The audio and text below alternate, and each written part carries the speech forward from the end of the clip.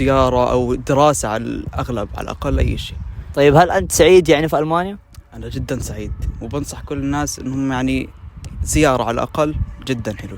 ما شاء الله. وكيف تشوف طيب هنا من ناحية يعني في جالية سورية كبيرة ما شاء الله، هل تشوف مثلا انه في توفير للأكل، أكلات عربية، أشياء عربية مثلا في رمضان؟ هل تشوف روح رمضان روحانيات موجودة ولا لا؟